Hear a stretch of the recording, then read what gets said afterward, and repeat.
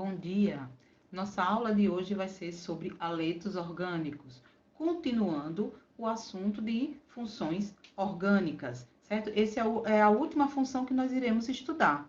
Esse vídeo vai ser um pouquinho mais curto, mas não menos importante que os outros, certo? Então, vamos lá, começar. Eu vou falar aqui, vou começar dizendo para vocês que os haletos orgânicos são compostos orgânicos que possuem pelo menos um halogênio. E quem são os halogênios? Aí eu tenho que voltar um pouquinho no assunto lá do primeiro ano para lembrar que algumas colunas da tabela periódica possuem nomes específicos. E uma dessas colunas são os halogênios, que aí eu coloco aqui para vocês, olhem, a coluna 7A. Todos esses elementos da coluna 7A, da família, melhor dizendo, da família 7A da tabela periódica, eles são chamados de halogênios. E quem são eles? Flúor, cloro, bono, iodo e o astato. E tem um novo elemento químico aí de número atômico 117, para que vocês já conheçam ele, certo? Ele foi incluído na tabela ano passado. Então, a gente vai trabalhar com mais frequência agora, né? Com flúor, cloro, bromo e iodo, ok? Então, são esses que aparecem com maior frequência nos haletos orgânicos, certo? Vamos continuar. Então, eu vou começar aqui explicando para vocês a nomenclatura dos haletos. Eu começo com a nomenclatura usual.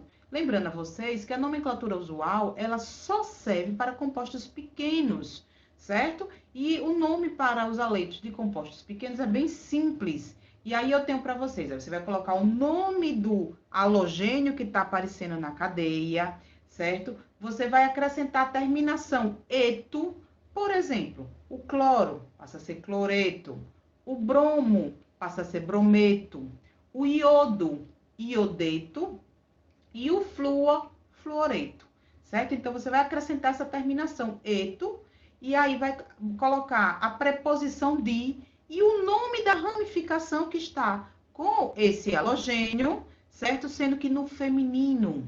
Vamos começar já a ver alguns exemplos? Então, tem aí, olha, o menorzinho, bem pequenininho para vocês, certo? Então, quem é o halogênio que está aí? É o cloro, ok? E quem é a ramificação que está grudada no cloro?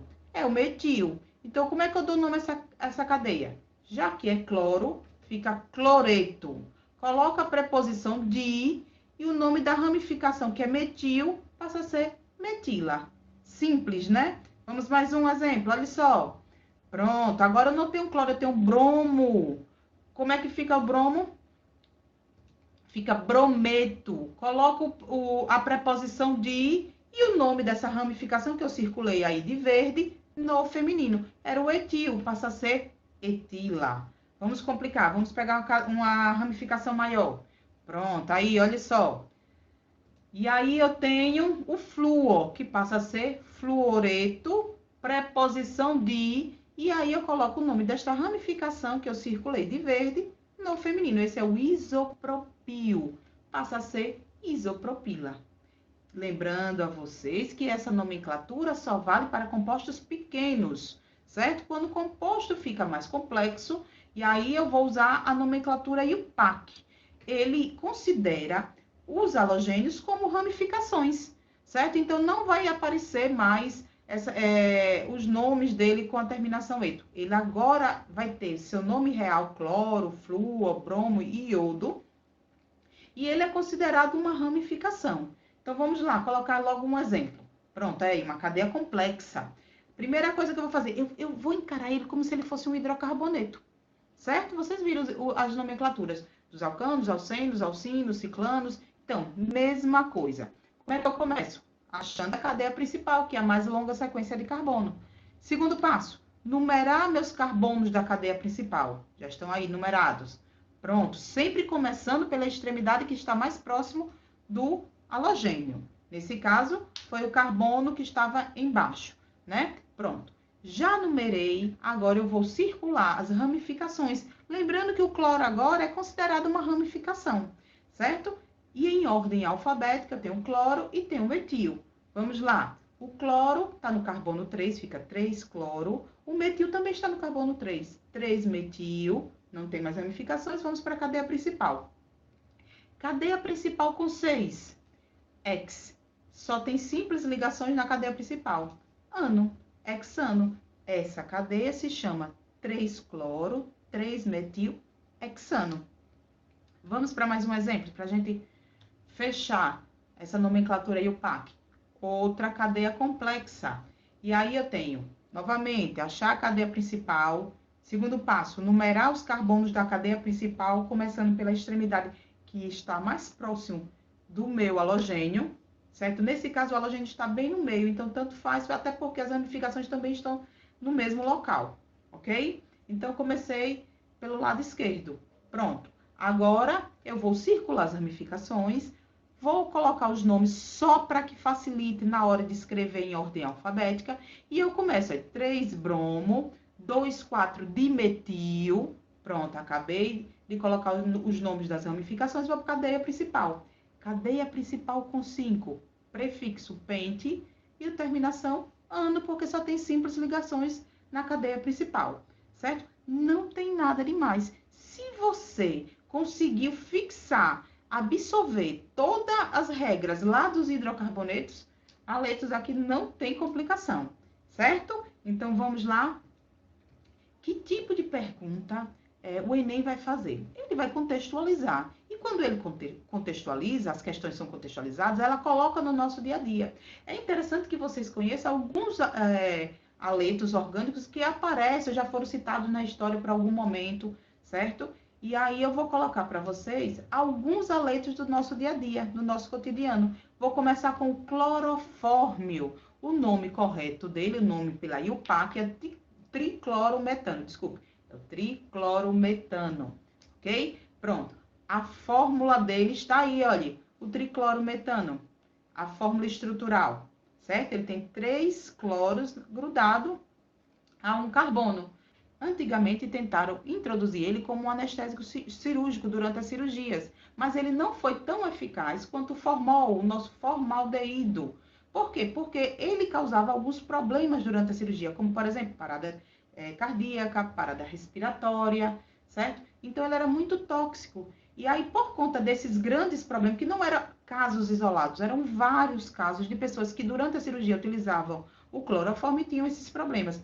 Ele foi deixado de ser utilizado como anestésico cirúrgico, e aí, então, veio o formol, né? O formol também era utilizado e era mais eficaz nesse sentido, ok? Outro aleto orgânico utilizado no dia a dia, agora em menos quantidade, né? São os clorofluorcarbonetos, também conhecidos como freons, né?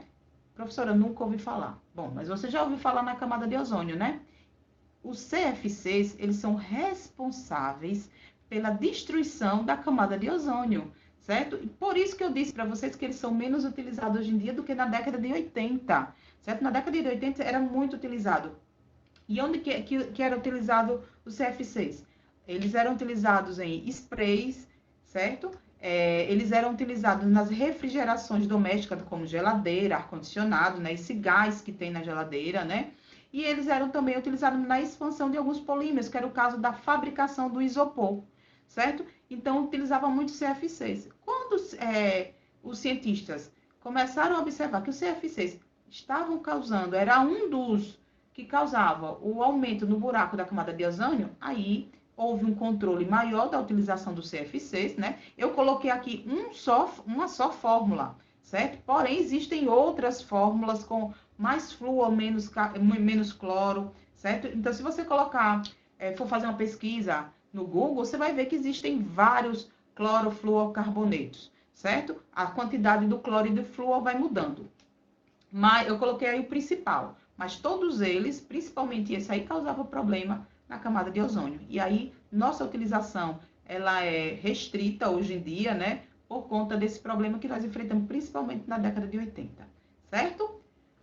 Outro aleto do nosso dia a dia, né? É o DDT, o inseticida, certo? O nome pela IUPAC é o diclorodifeniltricloroetano, certo? Que tem essa forma estrutural aí.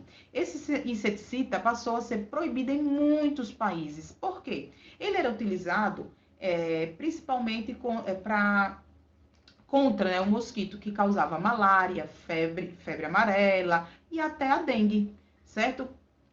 Em outras em tempos passados, né? Em algumas décadas passadas. Só que o que foi observado?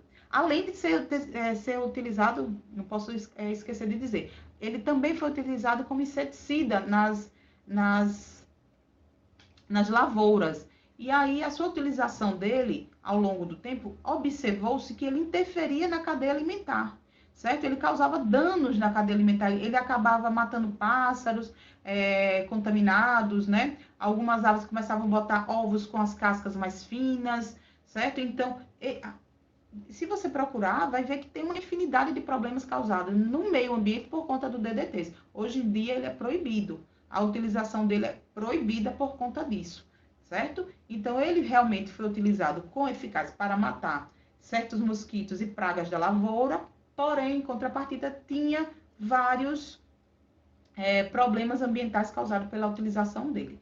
Então, esses são os principais haletos orgânicos que eu quero que vocês conheçam, pesquisem mais, busquem mais na internet, saber mais sobre eles, né? A interferência do CFCs na camada de ozônio, certo? É importante que a gente saiba disso. Qualquer problema ambiental é muito importante e pode ser cobrado no Enem, certo? E se vocês tiverem dúvida, podem me perguntar, que eu responderei sem problema. Pode deixar aqui na descrição que eu respondo, ok? Eu vou terminando por aqui.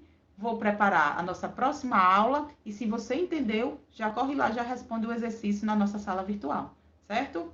Tchau!